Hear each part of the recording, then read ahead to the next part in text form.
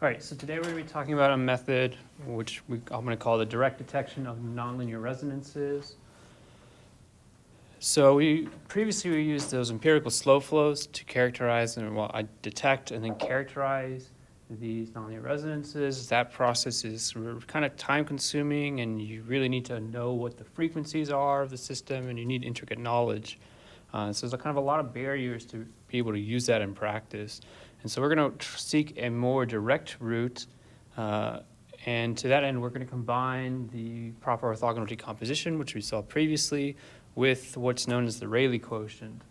And we're going to go through the Rayleigh quotient, and then I'll talk about the proposed approach, and then I'll just go through some examples. And that'll be what we do for today. All right, so the Rayleigh quotient uses a trial function or some trial vector to estimate the natural frequency of the modes of vibration. This is typically done for a linear system, and we're going to show how we can apply it to a nonlinear system in this lecture. But let's consider here a MDOF degree of freedom system, M x double dot plus C x dot plus kx, where those are all matrices and vectors, is equal to some forcing vector f of t.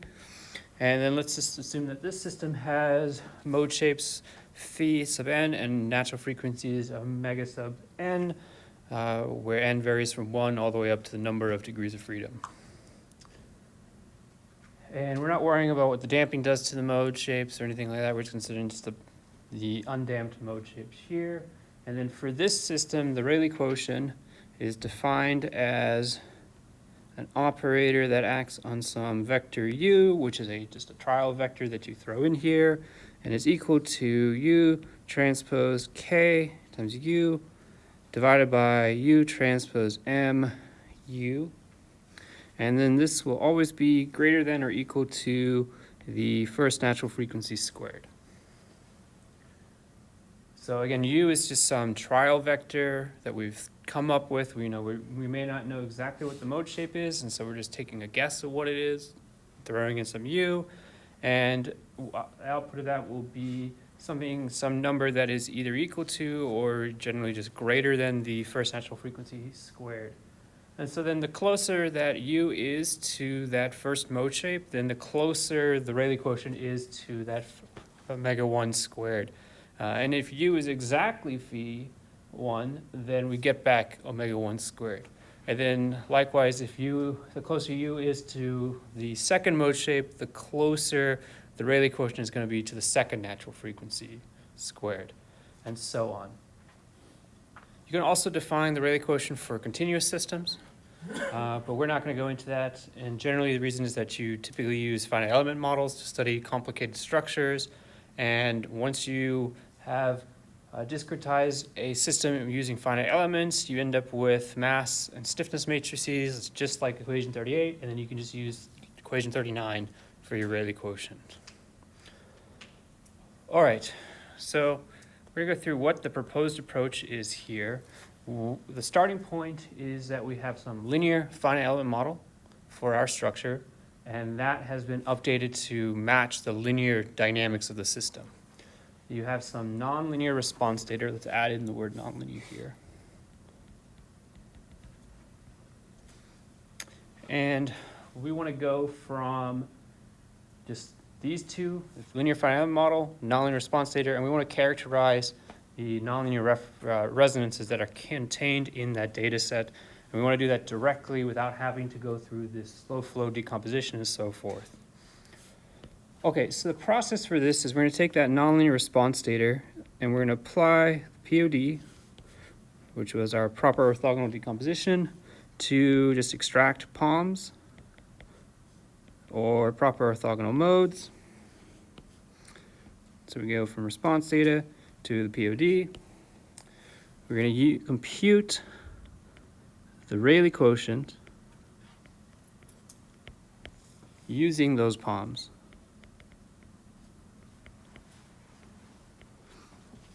To do that, we're going to need both the POMs, and we're also going to need this finite element model.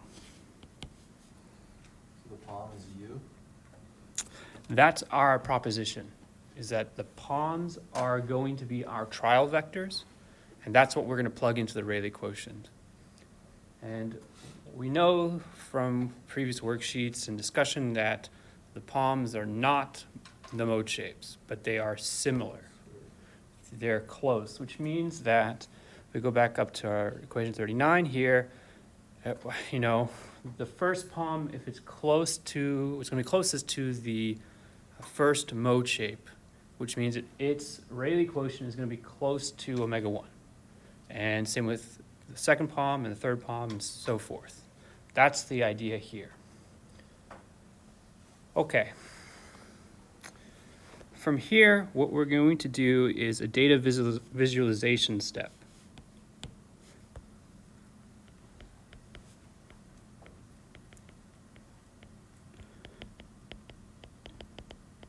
And what that really means is that we are going to construct a Rayleigh quotient frequency energy plot.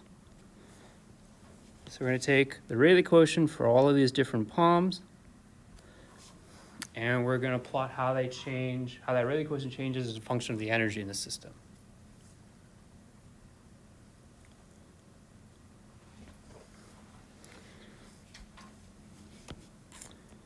From there, we're going to end up finding what we're going to call non-smooth perturbations.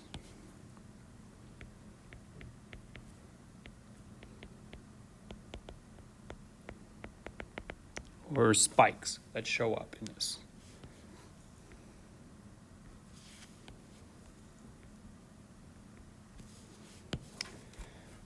And we're going to show that when you get a non-smooth perturbation in one of these Rayleigh quotient frequency energy plots, that allows you to do a direct detection of these nonlinear resonances.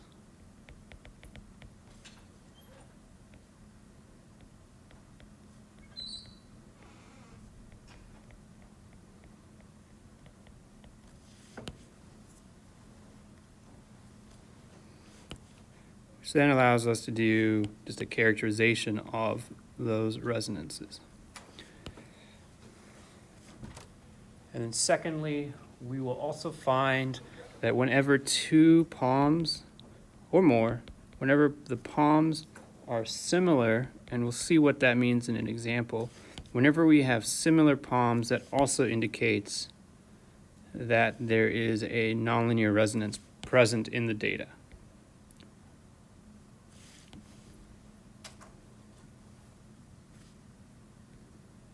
All right, so this is going to be the basic approach for this.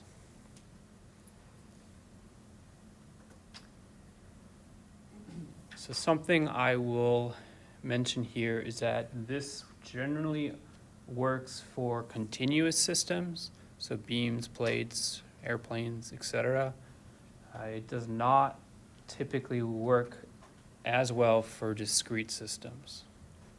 And there's a whole reason for that in terms of what happens in the dynamics and in terms of what, just to, I guess, give some insight.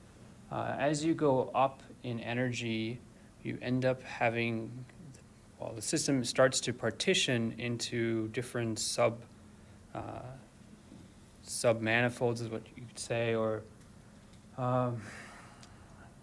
anyway, it begins to partition itself in a sense that you might start with a 10-degree of freedom system, and at a very, very high energy, what happens is that it starts to behave like a 9-degree of freedom system, and then that 1-degree freedom system starts to behave as its own separate system. And that really messes with this Rayleigh quotient approach. So it works well for continuous systems, or I would say extremely large discrete systems, like 50 or so.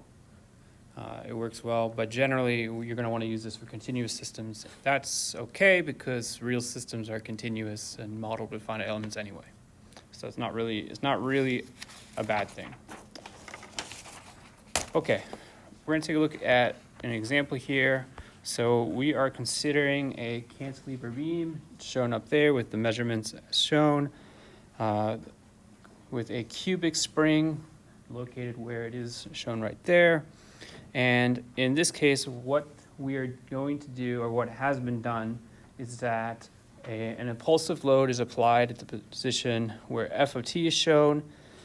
The profile of that force is shown to the right, and we are going to apply this force for some F, simulate for 1 second, then change F, increase it a little bit, simulate for 1 second, and so forth, and do this for maybe 1,000 or more values of that input force.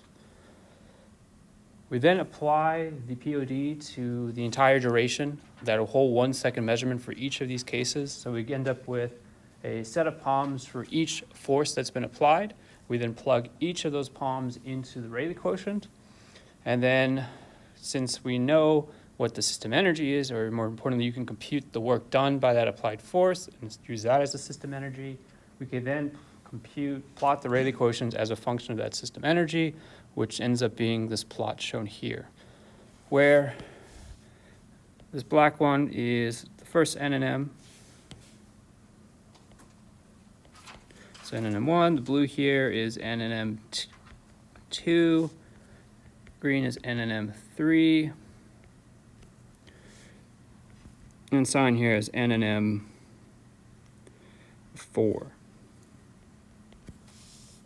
And then not shown here are the 5th, 6th, 7th, 8th, 9th, and 10th ones, but which you could also compute, which I did compute, but not shown here. Okay, so let's just talk a bit about what happens here, because it does a good job of explaining the dynamics of this system. So let me zoom in a bit. All right, so these darker dashed lines, like this right here, and the one right here, these are the linear natural frequencies of the pure cantilever beam. So let's call this omega 2, call this omega 1. This dark line here, this is omega 3. And you can't really see it, but it's here, omega 4. So, what is right here? Omega, where's a good place to put this? All right. So, omega n, these are the linear natural frequencies of that cantilever beam.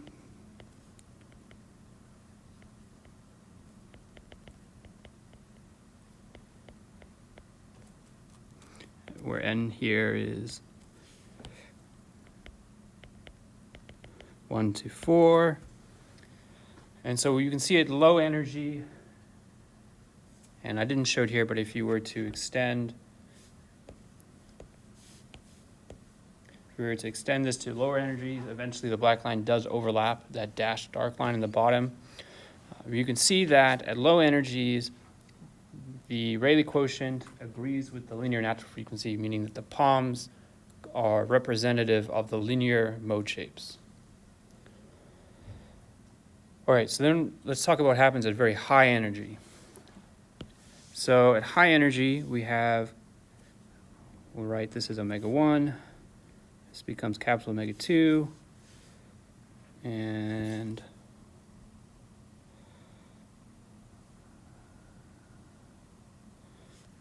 hard to see, so we'll put omega 3 here. That's omega 4.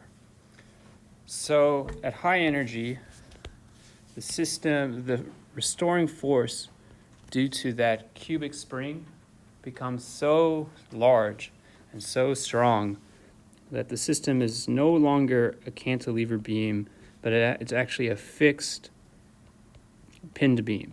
That's how it behaves.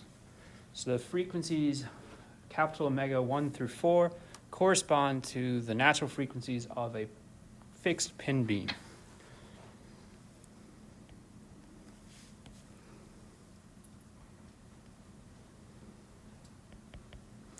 So these are the linear natural frequencies of the fixed pinned beam.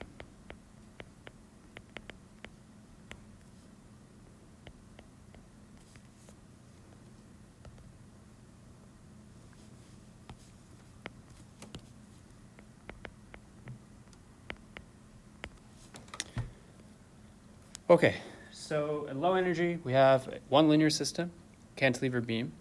And at very high energy, we have another linear system, which is a fixed pin beam.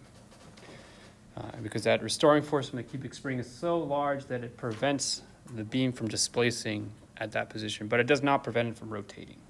And that is why it becomes a pinned connection. And then in between those two regimes, we have a nonlinear transition regime, which is where we have all of these non-smooth perturbations as shown here. All right, so you can see these right here. These are what I call these non-smooth perturbations. Or more casually, we just call them spikes. We're going to talk about what happens and what they represent in a moment. But one thing I would like to point out is in the beginning here we have, whenever there's a spike or non-smooth perturbation, it's reflected, it occurs in two NNMs. So we have this perturbation occurring in NNM1, and it's reflected in NNM2. And that hints that these two NNMs are actually interacting with each other in some way. And then later on, you get these spikes that can occur, for example, between the second and the third, second and the first here, third and fourth, and so on as well. And so that suggests that those are the ones that are interacting. What we are going to do is we're going to examine the ones that I just circled up closely and explore and investigate what's going on there, which is on the next page. So this is a zoomed in view of that. And I've picked 6 different points. The first one is off the first spike, the second is on the first spike, third is off, fourth is off, fifth is on the second spike, and then the sixth is on. So if these perturbations correspond to some interactions, what we want to see is that on the spikes or on these non-smooth perturbations, we should find evidence of a resonance capture through like an empirical slow flow dynamics approach. That's what we want to see, and that's what we're going to end up analyzing. All right, so before we do that, let's just take a look at the proper orthogonal modes, which are plotted here. Again, since we're kind of suspecting that there's an interaction between the second and the first and the second NNMs, I'm only plotting here the first and the second palms. And what I want to point out is that in A, we see that the two palms look different, for one, and actually they're very similar to the first and second bending mode shapes of a beam. But in B, which is on the first spike, we end up with two palms that look similar.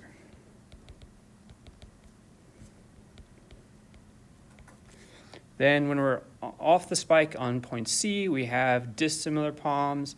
Off the spike on D, we have dissimilar palms as well. And then suddenly when we're on the spike at E, we again have these similar palms.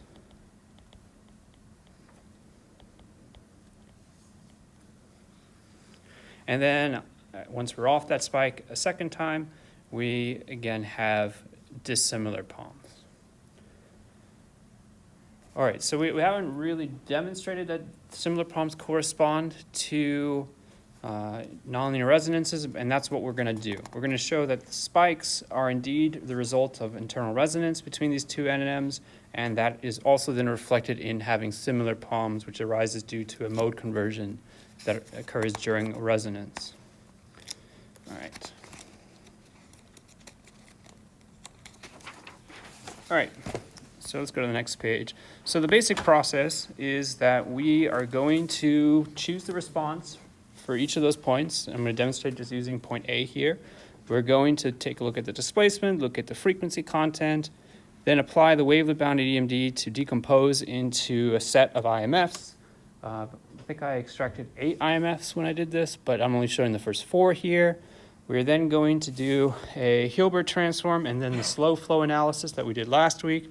And we're going to look for, based on the frequency content, we're going to look for different phased variables, special phase variables. In this case, I plotted a 4-to-1. If you go back and look at the original paper, we actually we did 1-to-1 all the way up to 6-to-1 to probe this. You can see that there's no loops here, so that implies that there is no internal resonance in this response, and that's good because this response came from a point that was not on a non-smooth perturbation, so we would expect that there should not be any kind of interaction or resonance. And this analysis confirms that. All right, so here what we're looking at is just the first 3 points. The top one we've already seen before. The middle one is on the non-smooth perturbation, and then if we take a look at that phase trajectory, this is still 4 to 1, we indeed find that there are some loops that occur here. And that tells us that on this perturbation, indeed, there is an internal resonance, and that it is occurring between the two NNMs that we think is occurring between. And then the third point, when we hop off that spike, or off that non-smooth perturbation, you can see that now again there are no more loops in this. So indeed, at least that first non-smooth perturbation, that one does indeed correspond to a internal resonance between those two modes. And I don't have it shown here, but I did the complete analysis for the other 3 points, and indeed what you end up finding is that there is actually an internal resonance for the second non-smooth perturbation. That corresponds to a 3 to 1 internal resonance, and this is the resulting phase trajectory from that shown here. Okay, so what this shows us is that indeed whenever there is a non-smooth perturbation in the Rayleigh quotient frequency energy plot, that corresponds to some internal resonance or nonlinear resonance, whether that's a transient resonance capture or something else. That's what's going on in the response. At the same time, you will find that 2 or more of the palms become similar, and that indicates that they're engaged in this resonance and exchanging energy.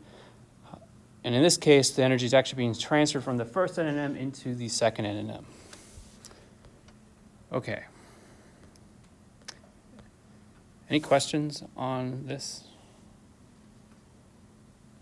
Why did we choose 4 to 1? So based on the frequency content. So if we take a look, well, you can't see it here, but basically you're looking at the frequency of the first mode, the frequency of the second mode, and then looking at what their ratio is. And in this case, 4 to 1 doesn't make, I mean, it's kind of close to 4 to 1, but it's not close enough for a resonance to occur. So the reason I'm asking this because like we killed 4 to 1 even for the other points. Even though when we kill the other points we have different frequencies. Sure, yeah. Different ratios. Right. So it's not shown here, but in the paper for each of these points, I did a 1 to 1, a 2 to 1, a 3 to 1, a 4 to 1, a 5 to 1, and a 6 to 1. And indeed, when you only find loops, you find 4 to 1 here, and you find a 3 to 1 here. And everywhere else, you do not have any loops. And there's a third non-smooth perturbation, I think. Can't see it because I covered it up.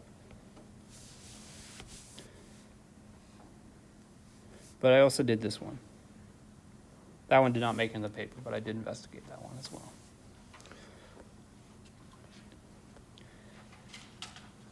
Yeah, so in this case, we did all of these different cases for types of internal resonance to demonstrate that indeed only a 4 to 1 and only a 3 to 1 for the second non-smooth perturbation, only those ones are actually right.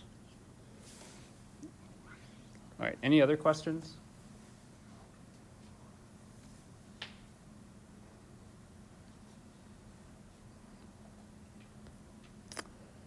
Okay. In that case, we're going to take a look at another example. And by the way, I don't have any codes for this stuff because it's just too involved. And the data is like 10 gigabytes, so I'm not going to be able to share that easily. All right, so the second example is actually the experimental version of the example we just went through. And in this case, we're considering the transient response of a cantilever beam with a smooth stiffness nonlinearity near its free end.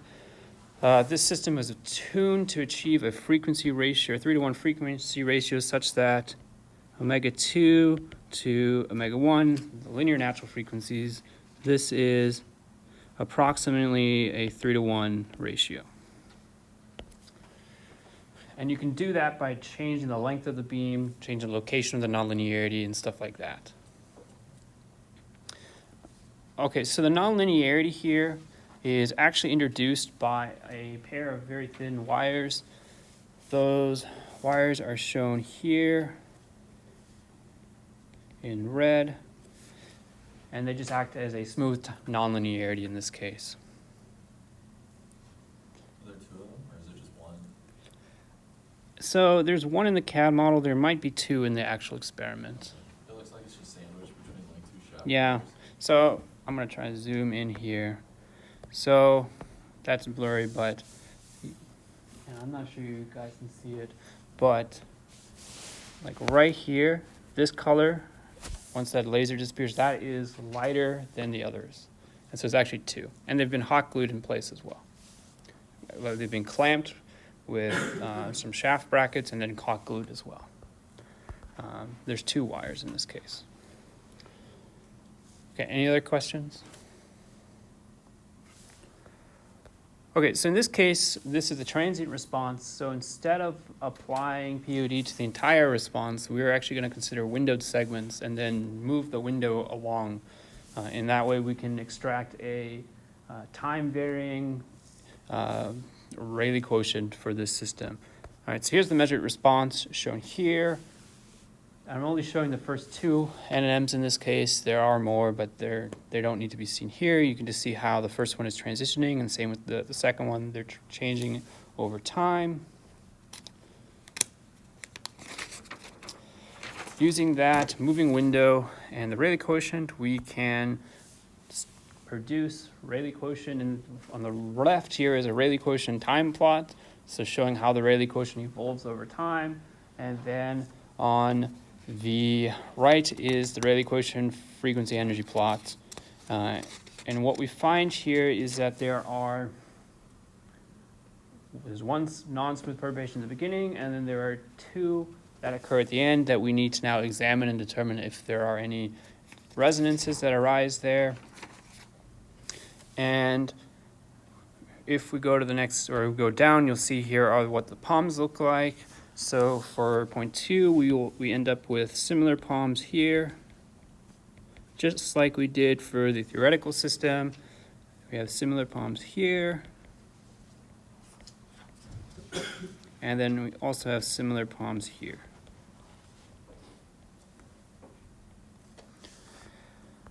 Okay, so you can see that each point on a non-smooth perturbation, like at the peak of that non-smooth perturbation, corresponds to a case of similar palms, just like in the theoretical system. Which again leads to us, is highly is indicative of there being a nonlinear resonance or an energy exchange between these, and the fact that the non-smooth perturbations occur in both of these modes and are kind of a reflection of each other, again indicates that these NNMs are the ones that are interacting with each other. Okay, so on the next slide, we are going to take that first spike that occurs at high energy or at the beginning of the response, and this one turns out to actually be a 5-to-2 internal resonance between these NNMs. And it occurs at the very beginning, and this loop actually corresponds, I put energy up there, but if you go back a page and you look at the time, the loop corresponds to when the spike occurs in time.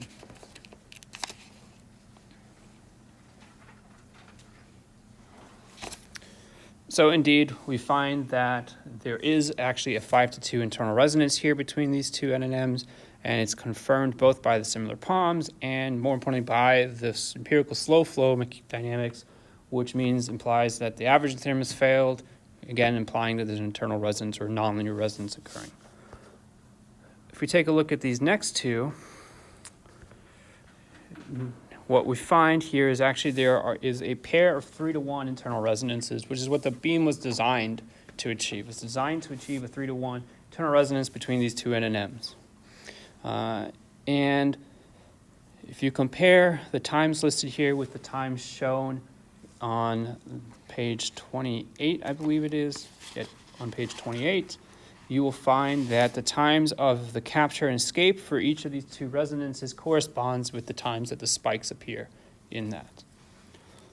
So, indeed, whenever we have these non-smooth perturbations in the Rayleigh quotient frequency energy plot, or similar problems that tells us that there is an eternal resonance occurring on in the system.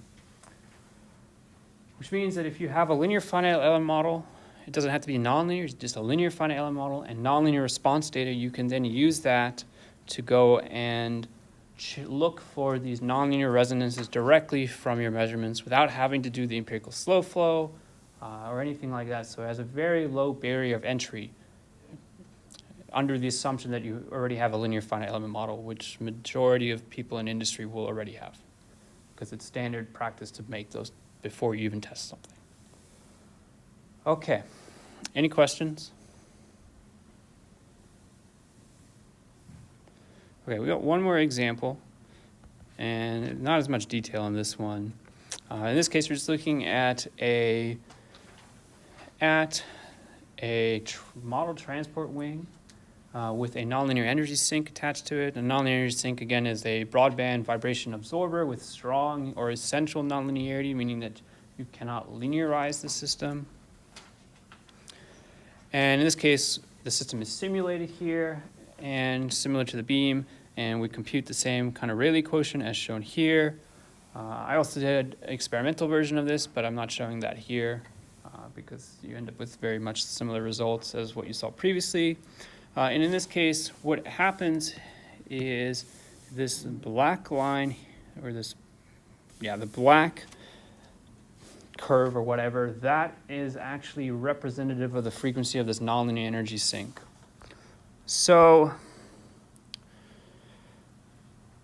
there's quite a lot of work that went into sorting this for one, but we'll briefly talk about it. So just like the previous plot, there are dark and light shaded dashed lines. The dark ones are corresponding to the linear natural frequencies of the wing at low energy.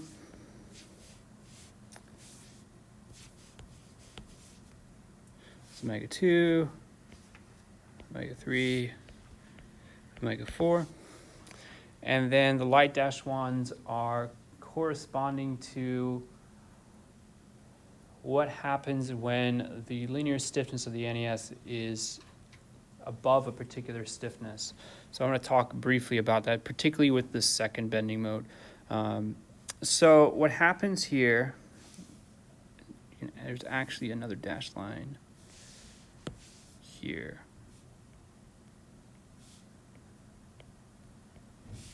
We'll talk about these big omegas in a moment.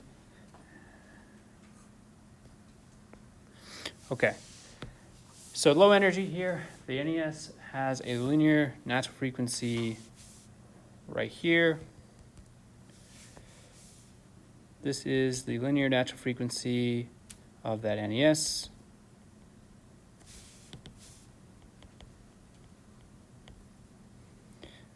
As the energy increases, the frequency of the NES increases. And because the NES has such a small mass, it effectively acts as being a separate system from the wing. And so as the effective stiffness of the NES increases, it will eventually have an effective frequency above that of the first natural frequency of the aircraft, or of the wing. And when that occurs, when the effective frequency of the NES is above that of the first mode, it no longer is able to interact with that first mode, no longer able to exchange energy, and instead it acts as if extra mass has been added to that particular mode, which then decreases the natural frequency. You can see this in the second bending mode. So at low energy, the second bending mode has a higher frequency than it does at high energy. And that's because of this mass effect behavior.